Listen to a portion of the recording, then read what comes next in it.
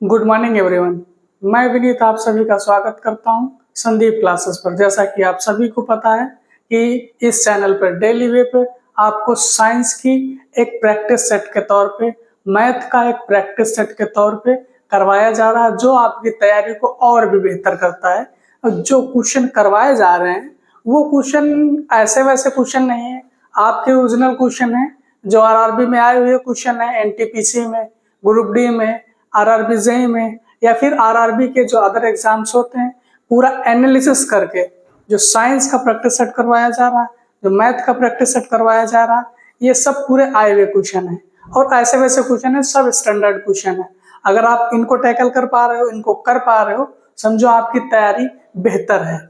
अगर इनको सबको और अच्छे से करके अपना टेस्ट मार रहे हो, पूरा एनालिसिस कर रहे हो, तो आप अच्छे लेवल की तैयारी कर पा रहे हो। तो जो हम आपको टेस्ट करवा रहे हैं वो तो आप पढ़ ही रहे हो अच्छे से। आप अपने आप भी पढ़ते रहिए, टेस्ट लगाते रहिए, एनालिसिस करते रहिए, जो गलतियां हैं उसको इम्प्रूवमेंट करते रहिए। छोटा सा नोट्स बना लीजिए, गलतियों को एक जगह पे लिख के बार बार रिवाइज करोगे, गलतियां इम्प्रूव्ड होंगी। तो स्टार्ट करते हैं आज की क्लास को, और अपने दोस्तों को इस सेशन को शेयर भी करिए और चैनल को सब्सक्राइब भी करके रखिएगा। चलो स्टार्ट करते हैं आज की क्लास को। आज जो हमारी क्लास है, तो कौन सा नंबर की है? 37 नंबर का क्लास है। आज अपनी 37वें नंबर की क्लास है। तो 37वें नंबर की क्लास है, तो आपने पहले दिन से जो जुड़ा है हमसे, आप देख पा रहे होंगे कि कंटेंट का लेवल कैसा रह रहा है। तो देखते हैं आज का पहला क्वेश्चन है किसी कार्बनिक यौगिक में एक प्रकार्यात्मक समूह क्या निर्धारित करता है? क्या कह रहा है? एक प्रक्रियात्मक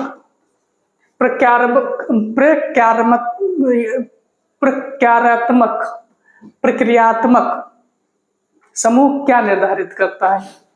ये होना चाहिए प्रक्रियात्मक समूह क्या निर्धारित करता है। देखो, अगर कार्बन की बात चले तो कार्बन को देख लो। अगर इसका कुछ भी पूछेगा, इसके अपर रूप की बात करेगा, अपर रूप, तो देखो नंबर 1 क्या होगा? ग्रेफाइट, हीरा, ठीक है, फुलरीन,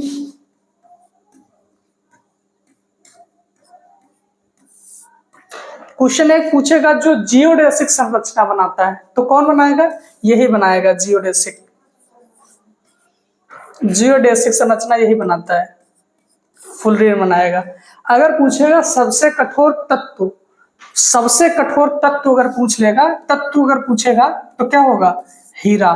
क्या होगा? क्या सबसे कठोर तत्व अगर कह देगा ना, कठोर तत्व, तब आपका आंसर हो जाएगा हीरा। अगर पूछ लेगा सबसे कठोर धातु, तो देखो सबसे कठोर धातु पूछेगा, अगर सबसे कठोर धातु पूछ लिए तो कौन सा? पीटी, प्लेटिनम, ठीक है। अगर ऐसा धातु पूछ ले जो लिक्विड अवस्था में पाया जाता है, तब कौन सा आंसर लगा क्या होगे कि ऐसा कौन सा धातु है जो द्रव अवस्था में रहता है। द्रव अवस्था में जो धातु रहता है, एकमात्र अपना धातु है कौन सा? Hg, पारा। जिसका आयस की बात करें तो सिनेबार, इसको क्या कहेंगे? पारा या मरकरी। इसके आयस की बात करेंगे तो क्या होगा? सिनेबार। अगर देखो पारे से होने वाली डिसीज की बात करेंगे तो कौन सी होगी? मिनी माता। बहुत बार पूछा हुआ ये क्वेश्चन, कॉपी किया हुआ है कि Hg पारा से कौन सी बीमारी होती है, तो मिनी माता होगी। एक क्वेश्चन और भी पूछता है कि कैडमियम से कौन सी बीमारी होती है? कैडमियम से, तो कौन सी होगी? Itai itai itai itai itai itai किससे होगी? कैडमियम से। मिनीमाता पारा से होगी। अगर सबसे कठोर तत्व की बात करेगा तो हीरा मार के आओगे, और सबसे कठोर धातु की बात करेगा तो प्लेटिनम करके आओगे। अब सबसे भारी भी पूछ लेगा, सबसे भारी धातु, सबसे भारी धातु, तो कौन सा आंसर, तब कौन सा मार के आओगे? ऑस्मियम। कौन सा? ऑस्मियम।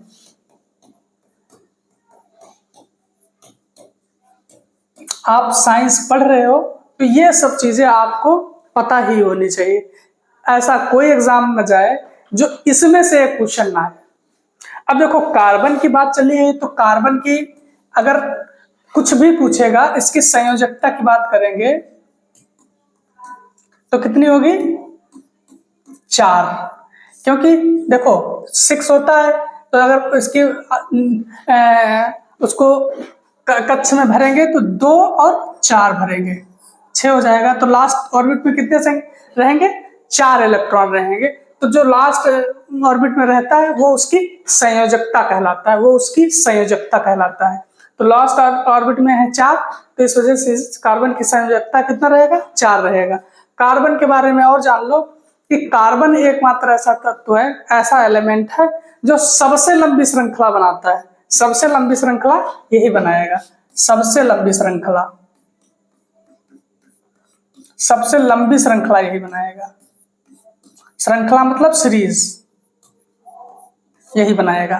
ठीक है, अब क्वेश्चन पे आ जाते हैं। क्वेश्चन कह रहा है किसी कार्बनिक यौगिक में एक प्रक्रियात्मक समूह क्या निर्धारित करता है?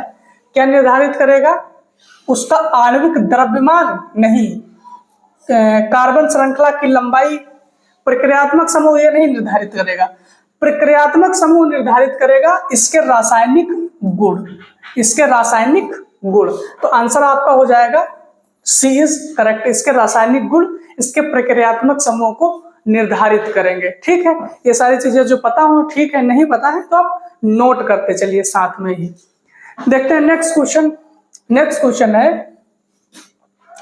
एक रासायनिक समीकरण में तीर का सिरा किस ओर इंगित करता है? देख लो क्वेश्चन, जो हम आपको ओरली बताते हैं वो क्वेश्चन में भी पूछ लिया। आरआरबी कुछ नहीं छोड़ता है, सब कुछ पूछता है। अब मान लो, देखो अगर कैल्शियम ऑक्साइड है, ठीक है, अगर कैल्शियम ऑक्साइड को अगर जल के साथ में क्रिया कराएंगे तो क्या बनेगा? ये इसको क्या बोलेंगे? इसको बोलेंगे बिना बुझा चूना, बिना बुझा चूना। दूसरी भाषा में बोलेंगे तो क्विक लाइम भी कभी लिख देता है, क्विक लाइम। तो ये क्या बनाएगा? ये बनाएगा बुझा हुआ चूना, Ca calcium hydroxide, calcium hydroxide बनाएगा। तो ये देखो, ये क्या हुआ? ये जो इंडिकेट कर रहा है यही पूछ रहा है ना कि रासायनिक समीकरण में तीर, तीर मतलब ये तीर के सिरा की ओर, इस तरफ ये चीज तीर के सिरे वाली, सिरे की किस ओर इंगित करता है? तो देखो ये जो है ये क्या है? ये है उत्पाद, उत्पाद, ये उत्पाद है। ठीक है, ये क्या है? ये अभिकारक है। ये क्या है? ये पूरा क्या है? ये है अभिकारक, अभिकारक। ठीक है, ये अभिकारक है और ये उत्पाद है। तो क्या क्या इंगित करेगा? उत्पाद को इंगित करेगा, उत्पाद की तरफ इंगित करता है कि ये वाला उत्पाद है आपका। ठीक है, विलायक, अभिकारक, अभिकारक तो पता है ये हो गया अभिकारक। अभिक्रिया की परिस्थितियां, ऐसा तो कुछ नहीं होता। विलायक आपको समझाएंगे आगे चल के। देखते हैं नेक्स्ट क्वेश्चन। नेक्स्ट क्वेश्चन है, जब प्रतिरोधकों को श्रेणी क्रम में संयोजित किया जाता है तो प्रत्येक प्रतिरोधक में विभवांतर होगा। अब देखो पहले श्रेणी क्रम और समांतर क्रम चीजें समझ लो। देखो, अगर बात करेगा नंबर एक श्रेणी क्रम, नंबर एक बात करेगा श्रेणी क्रम, ठीक है। अब देखो श्रेणी क्रम में क्या करेगा, रेजिस्टेंस अगर निकालना रहेगा तो सिंपल क्या करेंगे, जितने भी रेजिस्टेंस रहेंगे, इसमें अगर फिगर की बात करेंगे तो आप फिगर कैसे बनाइएगा, ये ऐसे बने होंगे, ऐसे लगे होंगे, सारे सीरीज में लगे होंगे, एक लाइन में लगे होंगे। ये R1 R2 R3 एक सीरीज में लगे होंगे। तो आप जब श्रेणी क्रम में लगा होगा तो कैसे लिखना है, सिंपल सीधे सबको जोड़ देना है। टोटल R कितना हुआ, R कुल R1 R2 एंड R3, ये आपका कुल रेजिस्टेंस हो जाएगा अगर श्रेणी क्रम में है तो। अगर देखो दूसरी कंडीशन बनेगी कौन सी, अगर समांतर क्रम में हो। अभी इसके बारे में लिखेंगे तो यहां नहीं लिखेंगे, ये लिखो इधर नंबर तो आएगा आपका समांतर क्रम, समांतर क्रम। अगर समांतर क्रम में रेजिस्टेंस जुड़े हो तो इसमें जुड़ेगा कैसे समांतर क्रम में, तो देख लीजिए ऐसे जुड़ा होगा,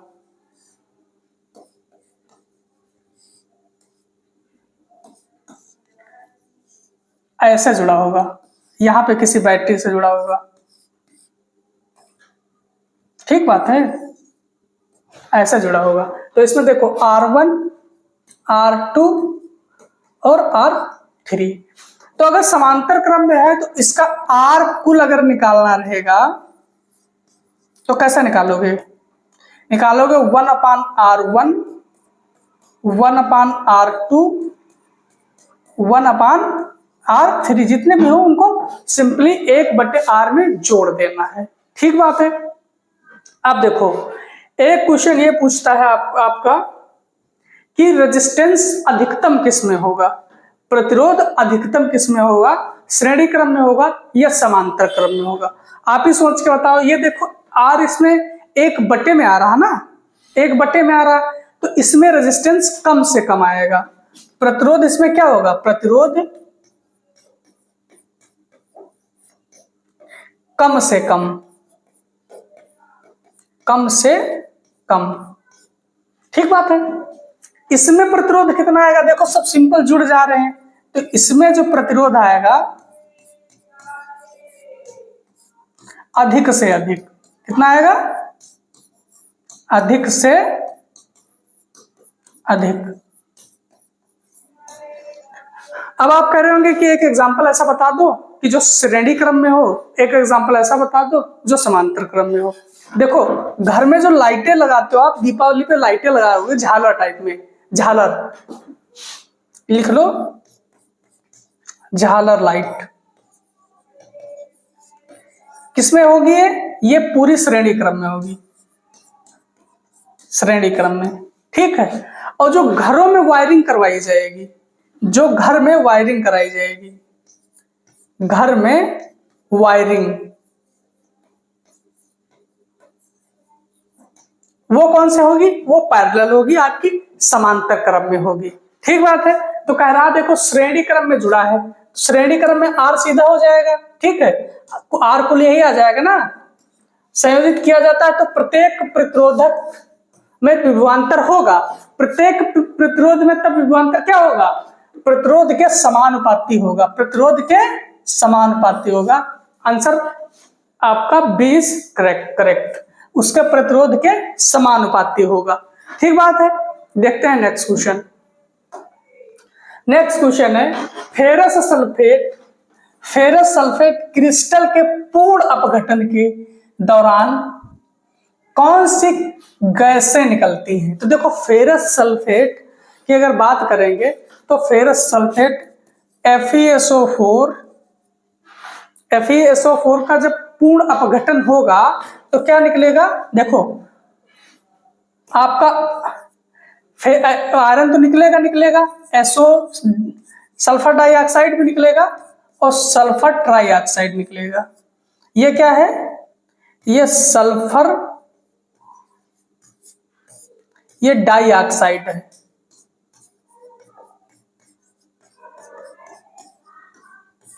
ये क्या है, ये सल्फर ट्राइऑक्साइड।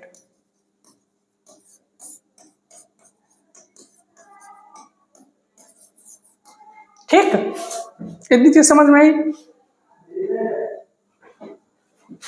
अब देखो क्या निकलेगा, खाली ऑक्सीजन निकलेगा नहीं, सल्फर डाइऑक्साइड केवल निकलेगा, सल्फर डाइऑक्साइड और सल्फर ट्राइऑक्साइड निकलेगा। तो कौन निकलेगा, दोनों निकलेंगे। ये देख लो, सल्फर डाइऑक्साइड और सल्फर ट्राइऑक्साइड दोनों निकलेंगे। तो आंसर कौन सा सही होगा, आंसर 3 इज करेक्ट। देखते हैं नेक्स्ट क्वेश्चन। निम्न में से कौन सा तत्व सर्वाधिक विद्युत का ऋणात्मक तत्व है। अब देखो, सर्वाधिक विद्युत का ऋणात्मक तत्व क्लोरीन होगा। एक क्वेश्चन रट लीजिए, आरआरबी का फेवरेट क्वेश्चन है, आता ही आता है। तो कौन सा होगा, क्लोरीन। सर्वाधिक ऋणात्मक और सर्वाधिक धनात्मक पूछे, धनात्मक, तब फ्लोरीन होगा, तब फ्लोरीन होगा। सल्फर, सल्फर के बारे में अगर चीजें जानो तो देखो, सल्फर औरतें बाल सीधा करने में यूज करती हैं। कहाँ यूज करेंगी, बाल को सीधा करने में। ठीक है। अब देखो, रबर का जो वल्कनाइजेशन होता है वो सल्फर उसको शुद्ध करता है। जो रबर का वल्कनाइजेशन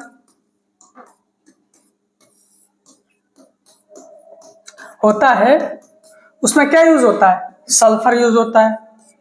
ठीक बात है। अब और सल्फर के बारे में अगर जानना रहेगा तो देखो, सल्फर के बारे में और जानोगे तो इसका क्रमांक की बात करेंगे तो कितना रहेगा, सल्फर है। और इसके बारे में, ठीक है, एल्युमिनियम के बारे में देखो अगर, तो ये थोड़ा हल्का होता है, हल्का होगा। हल्का होने के कारण इसके रेल के डिब्बों में यूज किया जाता है तथा जहाजों में यूज होता है। ठीक है। अगर क्लोरीन की बात करें, क्लोरीन कहाँ कहाँ यूज की जाएगी, तो ये पानी को शुद्ध करने में भी यूज किया जाता है। पानी को शुद्ध करने में भी यूज किया जाता है। ठीक है, सारी चीजें। तो आंसर इसका क्या हो गया, क्लोरीन हो गया। देखते हैं नेक्स्ट क्वेश्चन। नेक्स्ट क्वेश्चन है, इनमें से कौन सा मुद्दा बड़े बांधों से संबंधित समस्या नहीं है। समस्या नहीं है पूछ रहा था। देखो, समस्या नहीं है मतलब कौन सा होगा, वनों की कटाई और जैविक विविधता की हानि। ये समस्या है भाई, ये तो समस्या है कि वनों की, जहां पे बांध बनेगा उसके वन काटने पर पड़ेंगे, वहां की जैव विविधता डिस्टर्ब होगी। तो ये तो समस्या है, समस्या है। तो ये तो आंसर होगा नहीं, कह रहा समस्या नहीं है। तो ऐसा आंसर चूज करना होगा जो पॉजिटिव रिजल्ट दे, ये तो नेगेटिव रिजल्ट दे रहा है, तो समस्या है। लोगों का विस्थापन, बात सही है। जहां पे डैम बनाएंगे वहां के लोग पलायन होंगे, क्योंकि बरसात में वहां पे बाढ़ आने की आशंका रहेगी। तो ये भी गलत है, ये भी मतलब उसके हिसाब से सही है, बट आंसर नहीं है हमारा, क्योंकि आंसर हमको समस्या नहीं है वो सुलटानी है। लिखा सिंचाई के लिए जल के संग्रहण करना, ये कुछ सपोर्टिव आंसर लग रहा है कि हमारी बांध बनाने के लिए फायदा यही है। अब देखो, शामिल लागतों की तुलना में शामिल लागतों की तुलना में कम लाभ, ये बात भी ये सही है, बट हमको समस्या नहीं वो बतानी है ना। तो ये बात सही है, लागत ज्यादा लगती है उसका लाभ कम होता है। तो देखो, जो इसमें आंसर होगा सिंचाई के लिए जल का संग्रह करना, ये सबसे पॉजिटिव आंसर है, जो समस्या नहीं है। बाकी सब एक तरीके की समस्या है कि भाई लागत तुमने इतनी लगा दी, आउटपुट आ नहीं रहा उतना ज्यादा, तो फिर ये भी समस्या है आपकी, और ये भी समस्या है और ये भी समस्या है। जो समस्या नहीं है जिससे कुछ प्रॉफिट होने वाला है वो है सिंचाई के लिए हम पानी को संग्रह करके रखते हैं, रोक के रखते हैं, जब सिंचाई की जरूरत होती तो यूज में ले लेते हैं। देखते हैं नेक्स्ट क्वेश्चन। निम्नलिखित में से किसे प्रकाश के प्रकीर्णन की परिघटना का उपयोग करके नहीं समझाया जा सकता? अच्छा, कह रहा है प्रकाश के प्रकीर्णन की परिघटना करके नहीं समझाया जा सकता। देखो, आसमान का नीला रंग दिखाई देना किसके कारण होगा? प्रकाश के प्रकीर्णन के कारण। अब देखो, तारों का टिमटिमाना किसके कारण होगा? वायुमंडल के अपवर्तन के कारण। वायुमंडल के अपवर्तन के कारण खतरे के संकेतकों के लिए लाल रंग का प्रयोग किया जाता है। सही बात है, लाल रंग के लिए प्रयोग किया जाता है। ये किस वजह से? क्योंकि इसका प्रकीर्णन कम होता है। इसका प्रकीर्णन कम होगा, कम होता है। ठीक है, तो ये इसमें भी प्रकीर्णन से हम समझा सकते हैं कि इसका प्रकीर्णन कम होता है, इस वजह से हम खतरे के इंडिकेशन के तौर पे रेड को यूज करते हैं। इसमें भी प्रकीर्णन आ गया, इसमें तो प्रकीर्णन होता है। प्रकाश के आसमान नीला क्यों दिखाया देगा? प्रकीर्णन के कारण। जो प्रकीर्णन, जो एटमॉस्फेयर में प्रेजेंट आपके पार्टिकल्स होंगे उनका प्रकीर्णन होगा, तो उसके कारण हमको नीला दिखाई देता है। सूर्य उदय के समय सूर्य का लाल रंग दिखना किसके कारण? प्रकीर्णन के कारण दिखेगा लाल रंग। ठीक है, प्रकीर्णन के कारण दिखेगा। तो जो हम प्रकीर्णन को नहीं समझा सकते हैं वो है तारों का टिमटिमाना। तारों को टिमटिमाने की घटना वायुमंडल के अपवर्तन के कारण होती है, ना कि प्रकीर्णन के कारण। तो हम इसको नहीं समझा पाएंगे। तो आंसर कौन सा हो जाएगा? Answer 3 is correct. अच्छा, एक चीज का आंसर बताओ। हीरे का चमकना बोलेगा, हीरे का चमकना। दूसरा बोलेगा मरीचिका दिखना, मरीचिका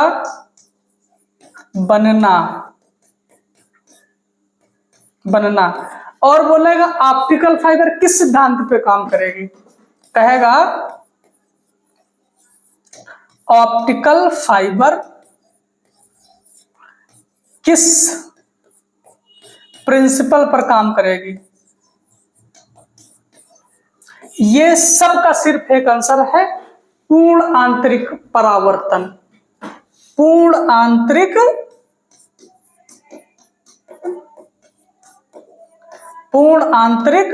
परावर्तन। ठीक बात है। कौन कौन से? हीरे का चमकना, मरीचिका बनना और ऑप्टिकल फाइबर।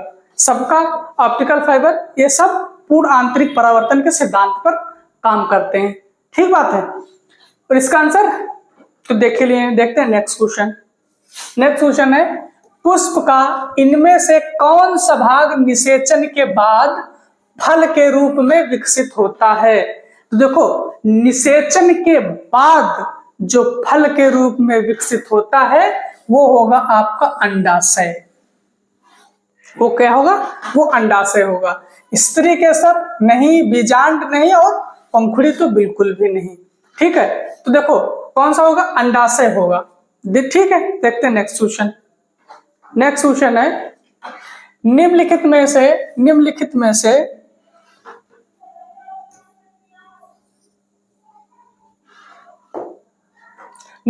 से किस स्थिति में अवतल दर्पण वास्तविक प्रतिबिंब निर्मित करता है? अवतल दर्पण वास्तविक प्रतिबिंब निर्मित करेगा, वास्तविक प्रतिबिंब निर्मित करेगा। देखो, अब पढ़ो। जब वस्तु को फोकस और ध्रुव के मध्य रखा गया है, जब अवतल दर्पण की बात कर रहा है, एक चीज याद रखना। देखो, अवतल दर्पण ये होगा, ये क्या होगा? इसका ध्रुव होगा, ये ध्रुव होगा। फोकस कहीं यहां होगा, केंद्र कहीं यहीं होगा, वक्रता त्रिज्या, और ये इनफाइनाइट होगा। क्या कह रहा है? कह रहा है निम्नलिखित स्थिति किस स्थिति में अवतल दर्पण वास्तविक प्रतिबिंब निर्मित करेगा। वास्तविक प्रतिबिंब कब निर्मित करेगा? देखो वास्तविक प्रतिबिंब तो सारे निर्मित करेंगे यहां वाले, वास्तविक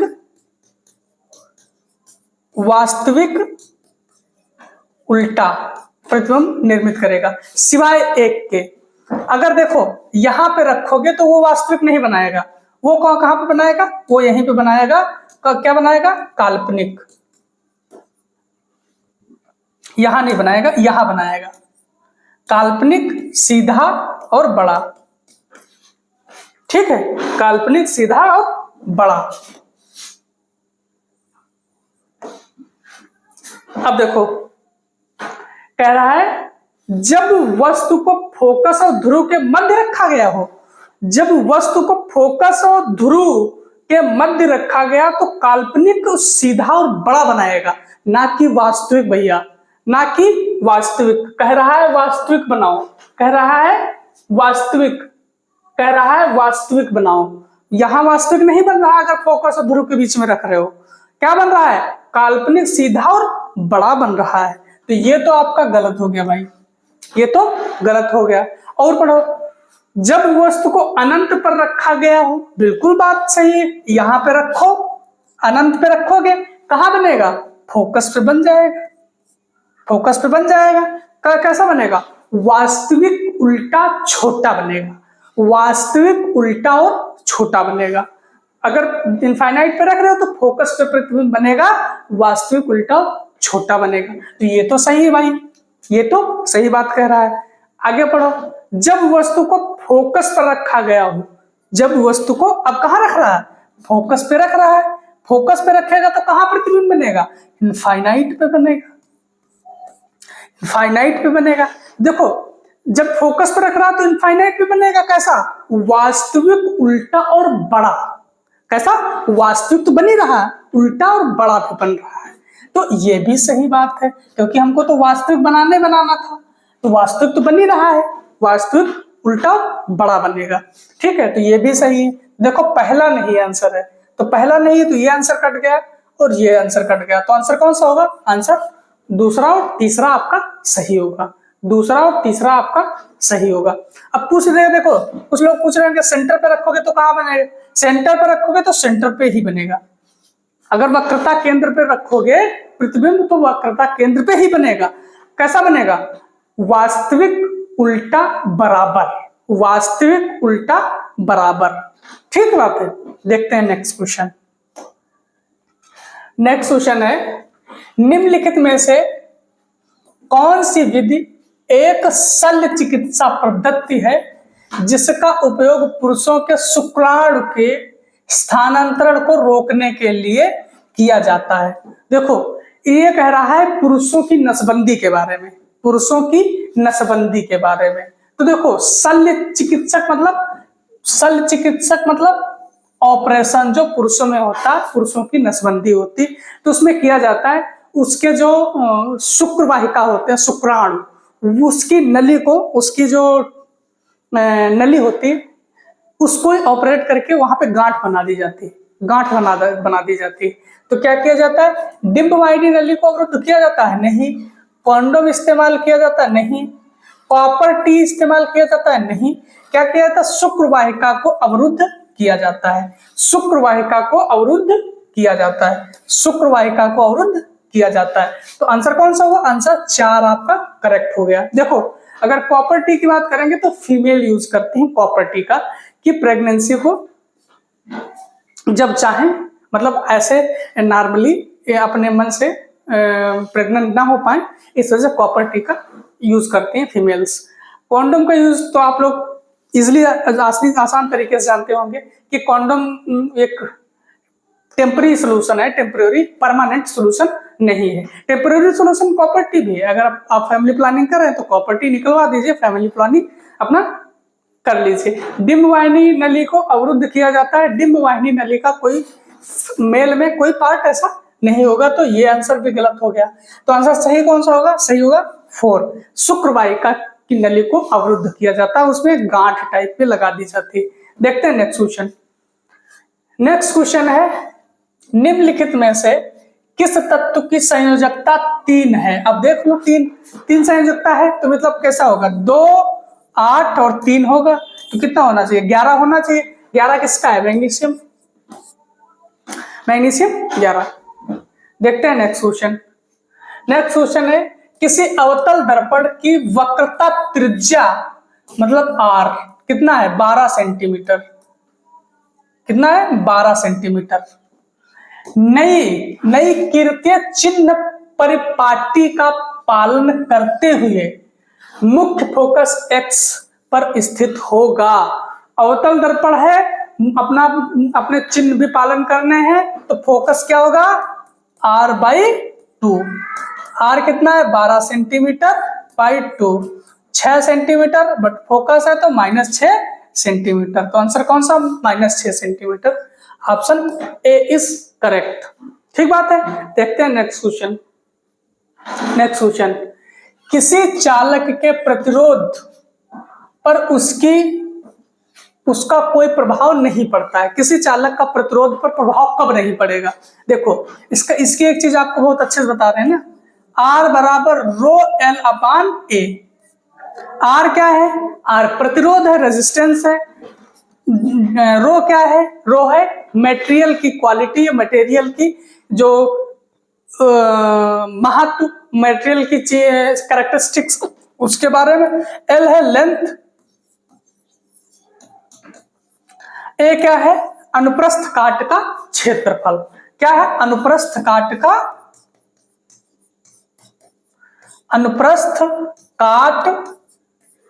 का क्षेत्रफल। ठीक बात है।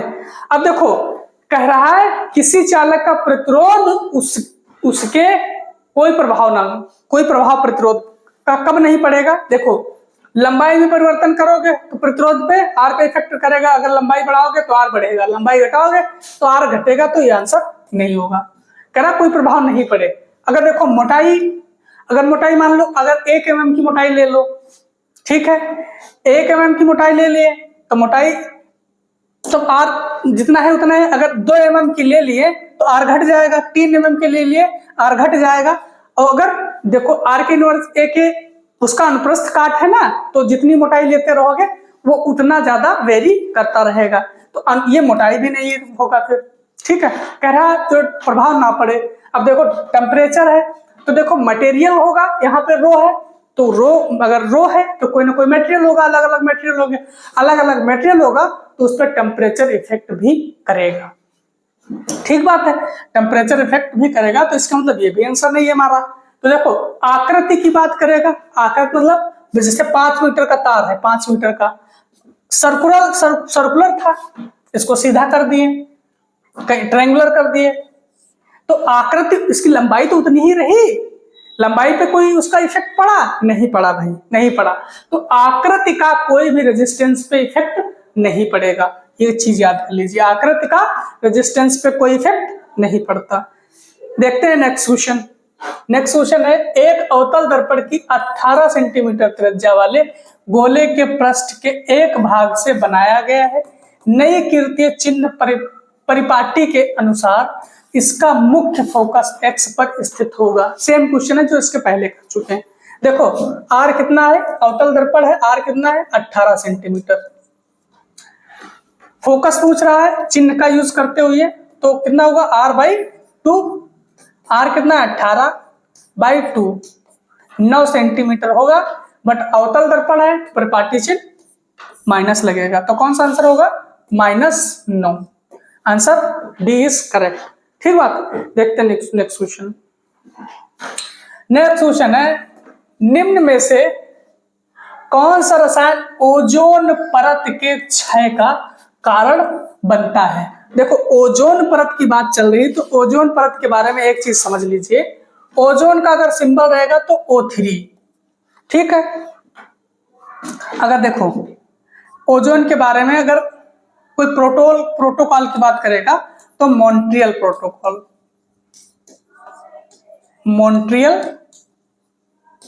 प्रोटोकॉल, ठीक है, कब हुआ था, 1987 में हुआ था।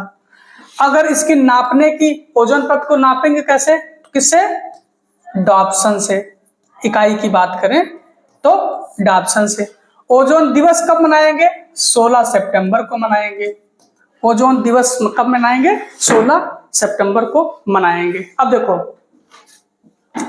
अब इसके ओजोन के बारे में पूछेगा और इसके क्षरण में कौन ज्यादा, तो क्षरण में सीएफसी। सीएफसी मतलब क्लोरोफ्लोरोकार्बन ओजोन का क्षरण करता है, ओजोन का क्षरण करता है। ठीक है, क्लोरोफ्लोरोकार्बन ओजोन का क्षरण करता है। तो कह रहा ओजोन परत की क्षय का कारण कौन बनता है, सीएफसी क्लोरोफ्लोरोकार्बन।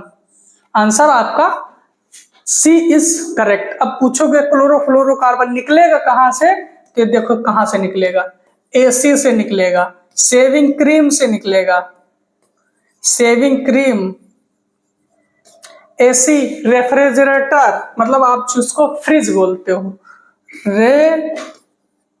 रेफ्रिजरेटर, इन सब से आपका निकलेगा सीएफसी। देखते हैं नेक्स्ट क्वेश्चन। प्रोपेनॉन में कार्बन डैश कार्बन और डैश क्रियात्मक समूह होते हैं। प्रोपेनॉन में 3 कार्बन, कितने, 3 कार्बन और कौन सा समूह, कीटोन समूह। कौन सा, कीटोन, कीटोन समूह, क्रियात्मक समूह वो होता है। तो आंसर कौन सा हो जाएगा, आंसर आपका 20 करेक्ट, आंसर 20 करेक्ट। देखते हैं नेक्स्ट क्वेश्चन। नेक्स्ट क्वेश्चन है, विद्युत जनरेटर में विद्युत उत्पन्न करने हेतु चालक को होती है क्षेत्र में घुमाने के लिए ऊर्जा प्रयुक्त। देखो, विद्युत जनरेटर है, विद्युत ऊर्जा से यांत्रिक ऊर्जा में परिवर्तित करेगा। विद्युत से यांत्रिक, विद्युत से यांत्रिक, ऑप्शन 20 करेक्ट। अगर हाँ पूछेगा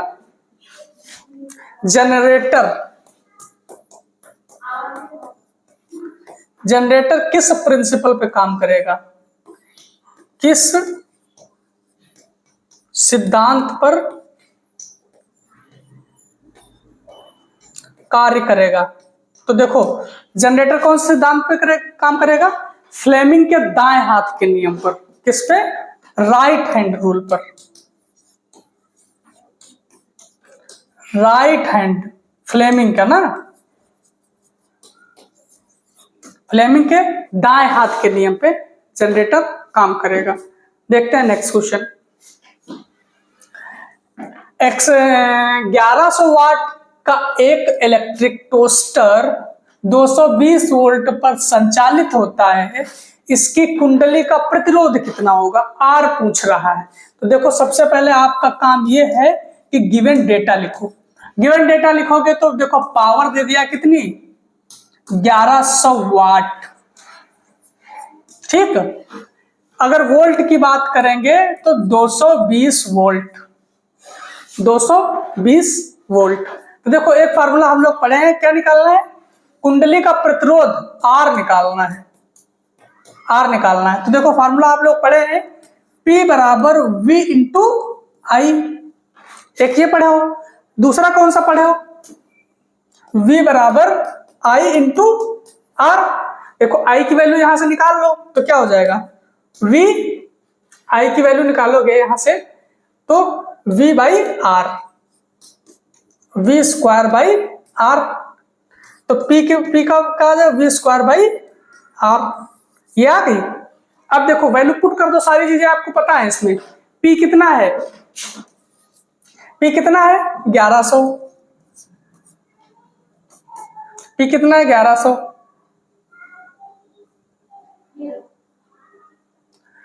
P 1100 है। V कितना है आपका 220, 220 का स्क्वायर, R निकालना है, नीचे R। तो R बराबर कितना हो जाएगा, 220 इंटू 220 बटे 1100। कैलकुलेशन में आप तो माहिर हो, 2 जीरो कटे, 2 जीरो कटे, तो 11 दूनी 22 और 22 दूना 44 ओम। रेजिस्टेंस कितना हुआ? 44 ओम। 44 ओम कहाँ है आंसर?